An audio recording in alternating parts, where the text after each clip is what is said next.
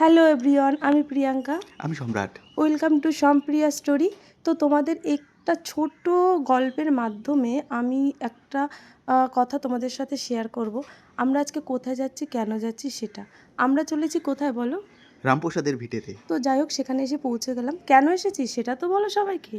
এটা তোমাকে পাওয়ার জন্য একটা ছোট্ট আমি ঠাকুরের কাছে মানসিক করেছিলাম। সত্যি কথা, ও আমাকে পাওয়ার জন্য এখানে মানসিক করেছিল। আমি সেটা সত্যি ভাবতেও পারি না আমি এতটা ভাগ্যবতী। যাই হোক, আমরা দুজনে ডালা কিনে ওখানে ঢুকে গেলাম পুজো দিতে। ভেতরটা এত সুন্দর, কিন্তু একটা কথা, মার ছবি তোলা নিষিদ্ধ, তার জন্য ভেতরে আমরা কোনো ছবি তুলতে পারিনি। তবে এখানে মানসিক যারা করে শুনেছি পূরণ হয়, এবং আমাদেরও পূরণ হয়েছে, এবং আমরা দুজন খুব সুন্দরভাবে পুজো দিয়েছি। সত্যি দিনটি আমাদের খুবই ভালো কেটেছে।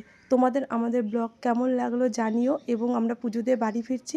আমাদের পাশে থেকো এবং আমাদের ভিডিও দেখতে থাকো। টাটা আজকের মতো।